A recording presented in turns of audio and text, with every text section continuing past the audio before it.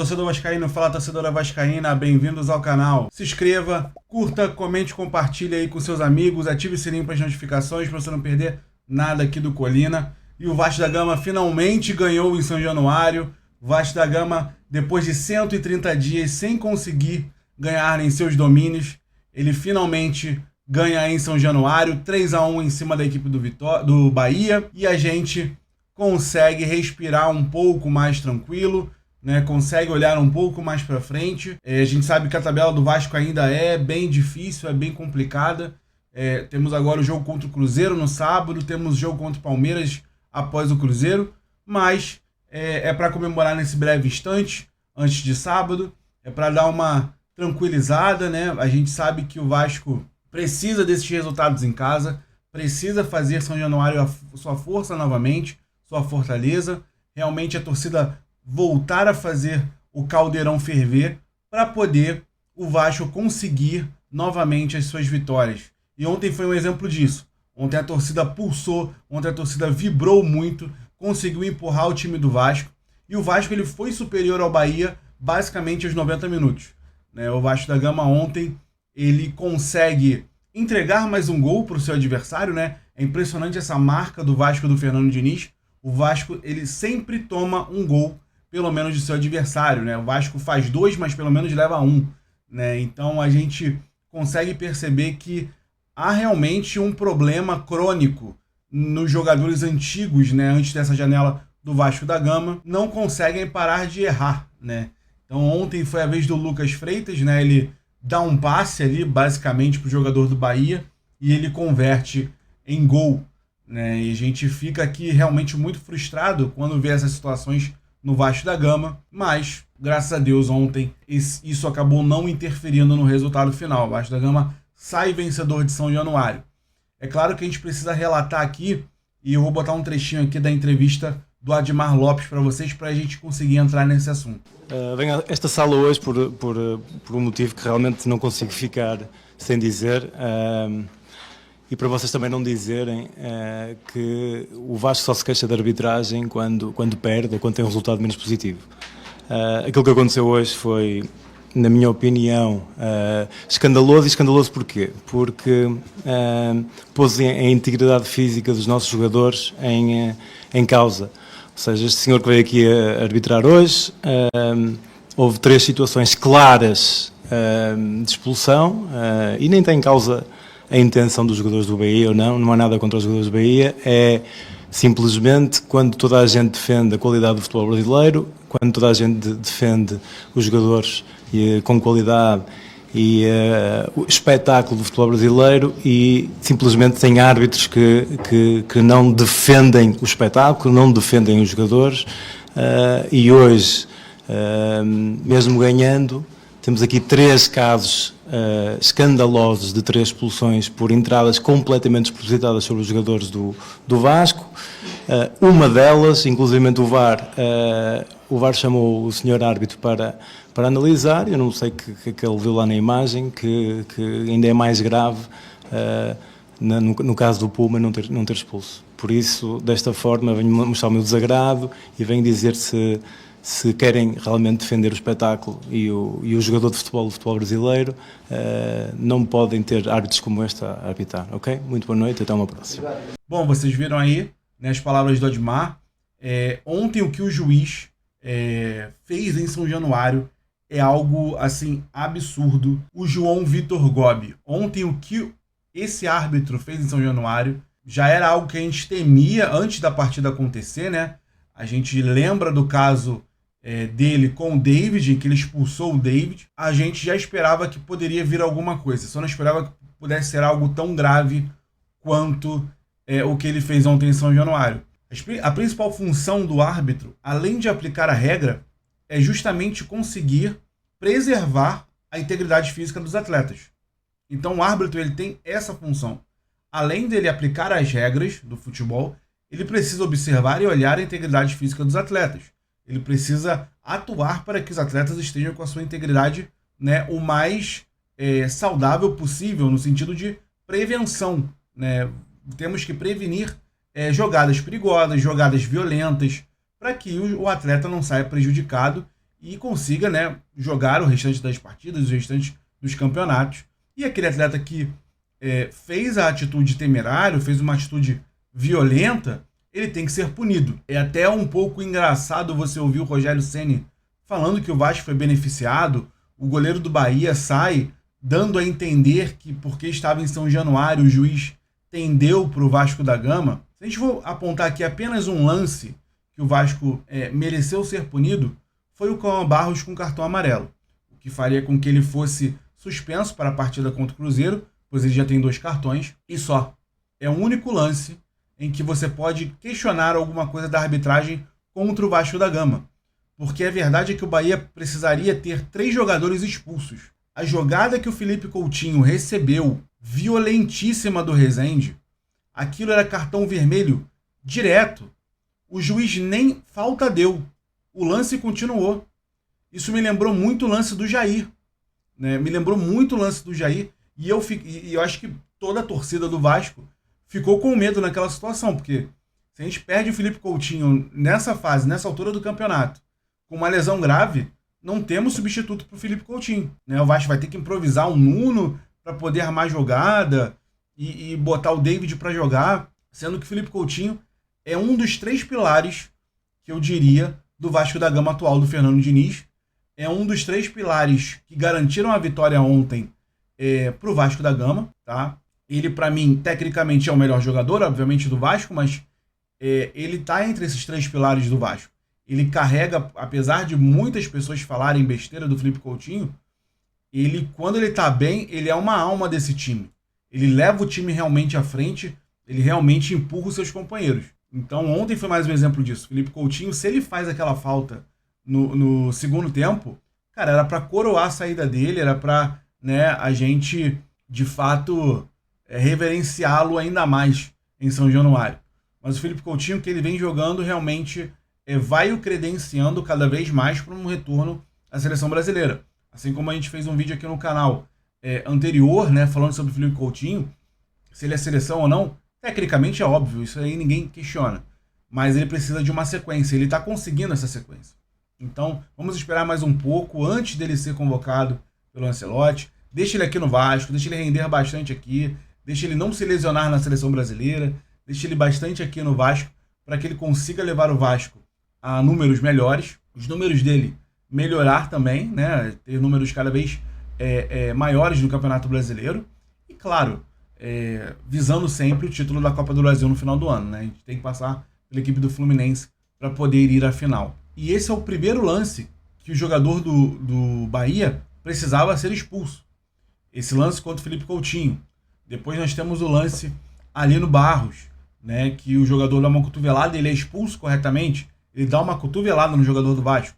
Não sei qual o questionamento que o torcedor do Bahia, ou Rogério Ceni, ou o goleiro do Bahia querem fazer sobre isso.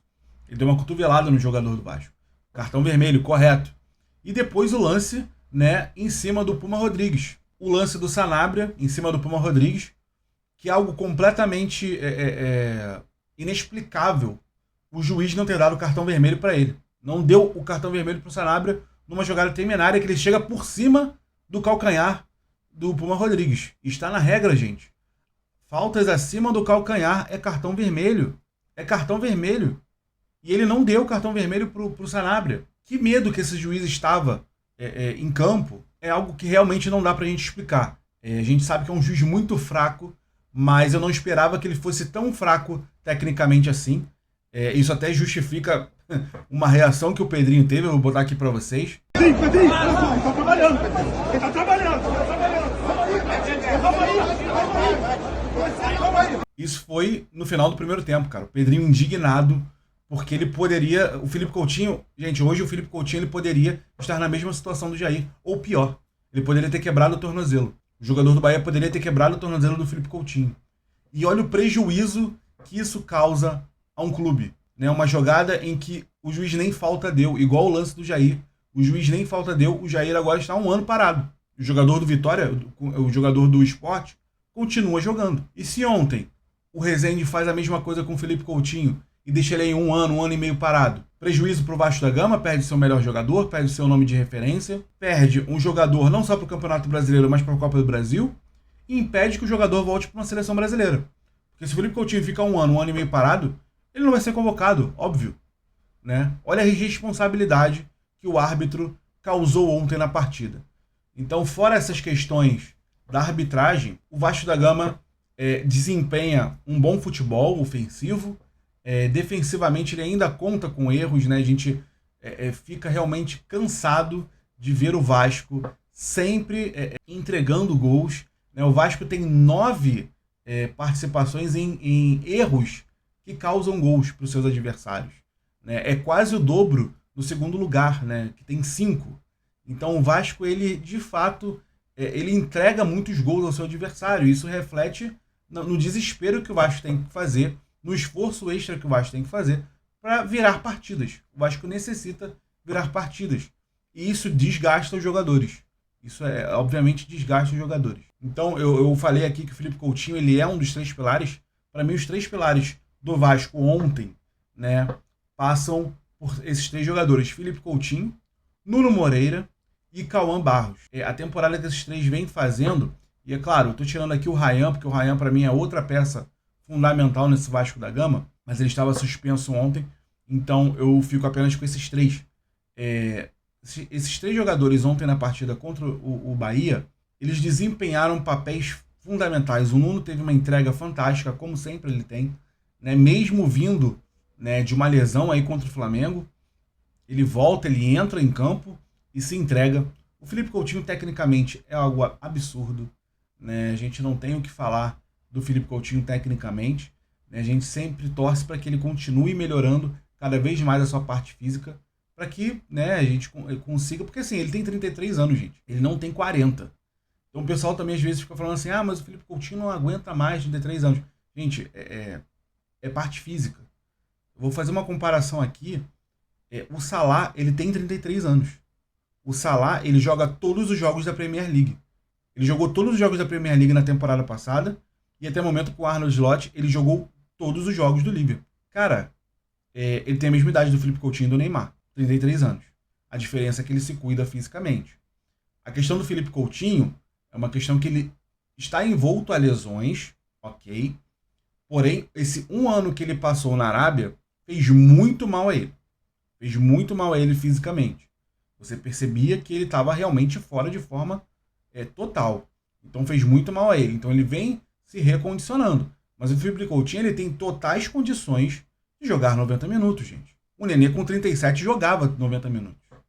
Né? O Felipe Coutinho não é um cara que é desprivilegiado fisicamente. Né? Ele não é um jogador que tem propensão a engordar. Ele não é esse tipo de jogador. O que ele tem que sempre avaliar e cuidar são de lesões, porque ele tem um histórico de lesões. Mas fisicamente ele consegue se manter em campo. Então a gente sempre torce para que o Felipe Coutinho consiga fazer partidas de 90 minutos. O Vasco precisa muito dele. Né? E que ele consiga render mais de 45, 60 minutos jogando bem, e tem aquela queda física que ele não consegue corresponder tanto. Que a gente pelo menos tenha ele por 75 minutos, 80 minutos aí, jogando bem, e aí sim, uns 70 minutos, retira o jogador, já está cansado, ou então fez uma excelente partida, retira para receber os aplausos da torcida. É o que a gente torce para que o Felipe Coutinho consiga ter fisicamente. Porque tecnicamente ele é inquestionável no Vasco da Gama. O Nuno Moreira, já falei da entrega dele. E, cara, o Cauã Barros. O Cauã Barros, ele é talvez uma das melhores contratações, não sendo contratações do Vasco da Gama. Ele ontem teve 94% de passes certos na partida. Tá? Ele teve 2 passes decisivos. E aqui, para mim, é o que é o mais impressionante. Foram 11 duelos no chão, 7 ganhos, 9 duelos aéreos e 8 ganhos. Gente, de 19 duelos que ele teve, o Cauã Barros ganhou 15. 15. De 9, 8 pelo alto. Assim, é um pouco assustador os números do Cauã Barros, sendo um jogador ainda tão novo. Tão novo, tá? Ele foi a melhor nota, pelo menos no SofaScore ontem. Ele foi o melhor jogador do Vasco da Gama. Tá? Hugo Moura, ao lado dele, o Hugo Moura vem melhorando. É impressionante como você, tendo um jogador bom tecnicamente e bom naquilo que ele que é a função dele, ele consegue melhorar os outros jogadores. O Hugo Moura também teve uma boa participação ontem. Né? O Gumolo também, contra o Flamengo, ele também teve um aproveitamento de passes, apesar dos passes longos ele errar tudo, mas ele teve um aproveitamento de passes também bom, né, no jogo contra o Flamengo, e ontem também teve um aproveitamento de passes bons.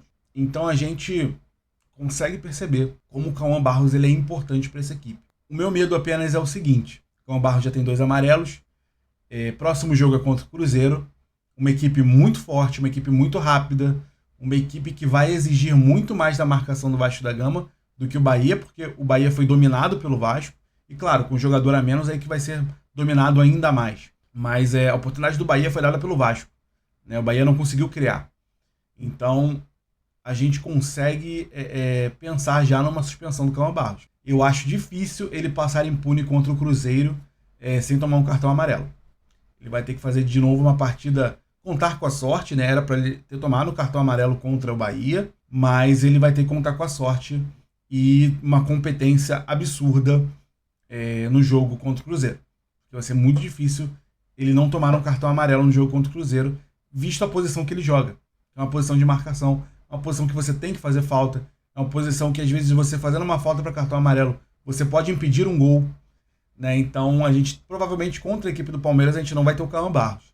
E isso é preocupante. Então a gente torce para que o Tietê consiga voltar de lesão, né, a tempo para o jogo contra o Palmeiras, porque eu, sendo sincero, é basicamente certo que o Cauã vai tomar um cartão amarelo contra o Cruzeiro pela intensidade que o jogo vai pedir.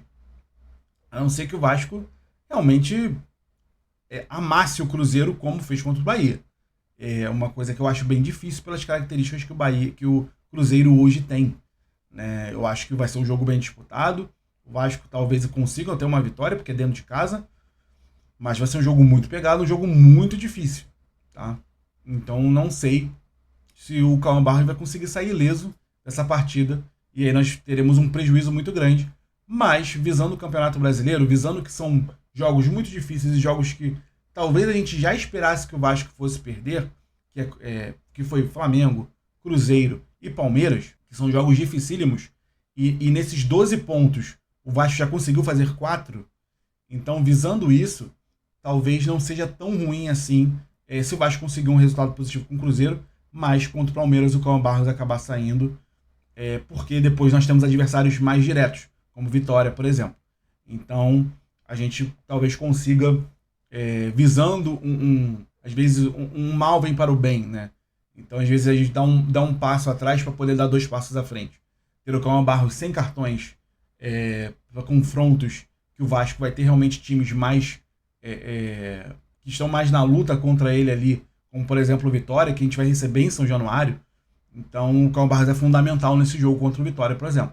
Esse jogo contra o Vitória é mais um jogo que o Vasco tem que jogar como jogou contra o Bahia. A vitória é inegociável, o Vasco tem que ganhar do Vitória, porque está jogando em São Januário, está jogando com o time na zona do rebaixamento, então o Vasco precisa garantir essa vitória contra o Vitória, né? Até uma redundância aí. Mas contra o Cruzeiro é um jogo muito difícil, a gente espera uma vitória, óbvio.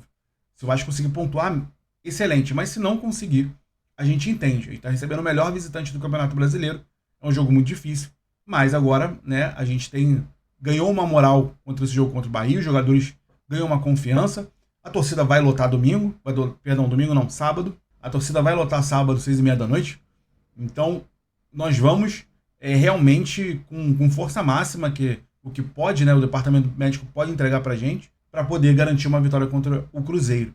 O Bahia, voltando ao jogo do Bahia, o Bahia foi totalmente dominado, o Vasco faz uma boa partida de ataque, Fernando Diniz, eu acho que ele acerta em colocar o DVD e tira o Lucas Freitas. Você preserva um pouco a imagem do Lucas Freitas, mesmo com a besteira que ele causou. Você põe o Vasco para frente. O Vasco conseguiu fazer a virada. O meu questionamento é apenas a questão do Verratti. Muita gente fala, Léo, muita gente tem implicância com o Verratti, muita gente defende o Verratti. Eu acho que a gente não tem que ser nem 8 nem 80. O Verratti é um jogador que hoje, nos jogos recentes do Vasco da Gama, ele não consegue entregar nada. O Verratti não está conseguindo entregar nada. Ele não entrega passes, ele não entrega uma parede que um centroavante pode fazer, né, fazer o pivô ali. Ele não consegue entregar cabeceio, porque entra outra questão que aí, esse ponto eu acho que não é culpa do Verratti em si. Quando você tem o Puma Rodrigues na lateral esquerda, que vem jogando muito bem, e eu acho que pode ser feito o questionamento se ele ou o Piton brigam por vaga, eu acho que pode, pela fase do Puma, você perde o efeito surpresa e o efeito que é mais rápido, que é a transição de um lateral esquerdo. Então o Piton ele ganha o fundo de campo e ele cruza para o Verratti. Então as bolas são sempre entre Verratti, né, zagueiros, Verratti e goleiro, né?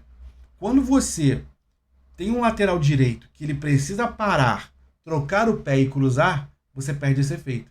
Então o Verratti ele precisa voltar e estar na frente dos zagueiros para poder fazer o gol, né? Então isso é uma coisa mais difícil para o Verratti.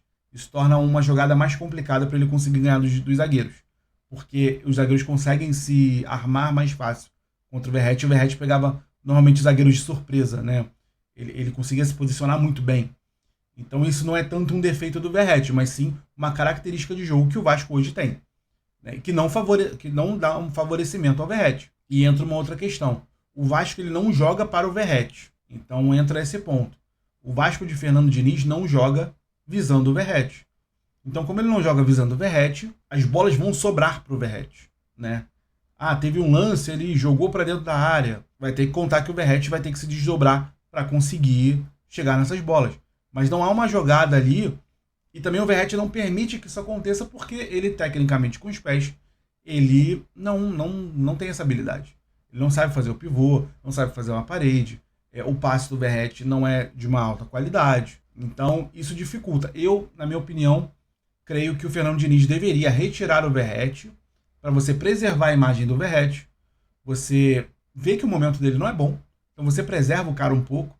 Ele joga basicamente 90 minutos todo jogo. Então você tirar o Verratti, você dá um descanso pro cara. Às vezes o corpo dele tá pedindo fisicamente, não sei o que a fisiologia fala sobre o Verratti. Ele é um cara privilegiado pela idade que tem. Jogar 90 minutos, né, ele se entrega. Só que eu acho que o Fernando Diniz ele erra com o Verratti nisso. Você não está ajudando o Verratti, você não está dando confiança ao Verratti.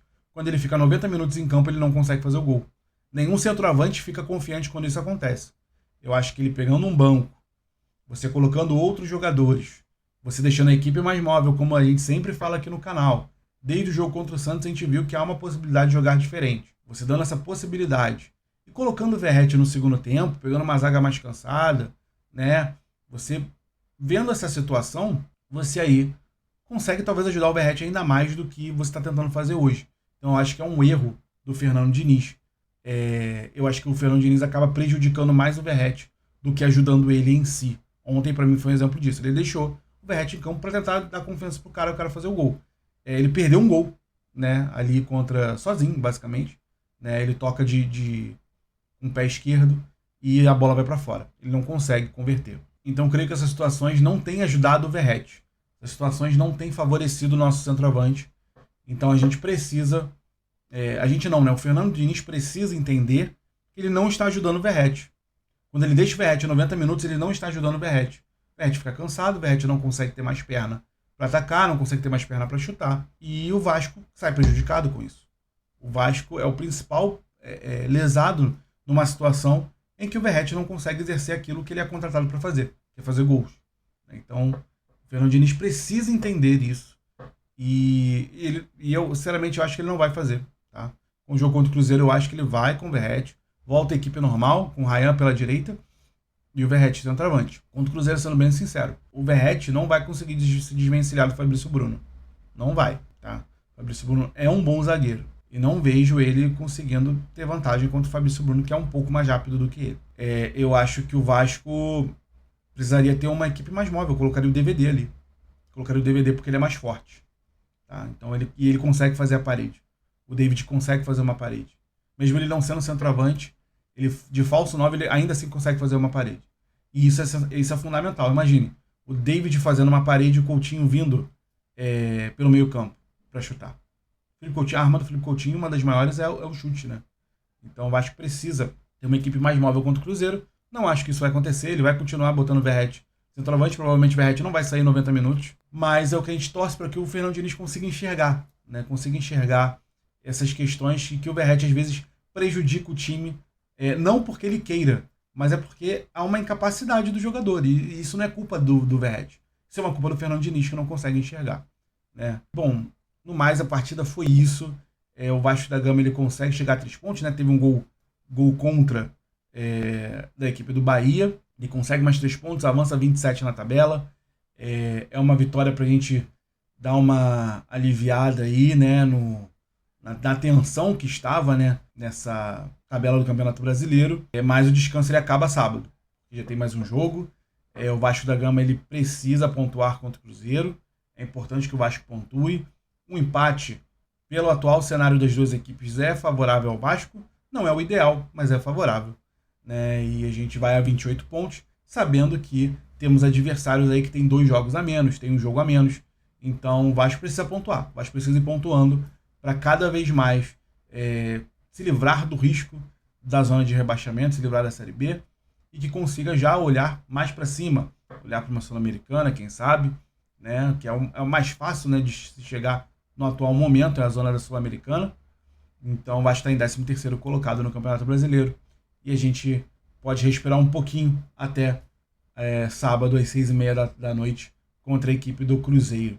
Tá? Diz aí pra mim, vascaíno, o que você achou dessa partida contra o Bahia. Se você já ficou aflito com um gol entregue pelo Lucas Freitas ali.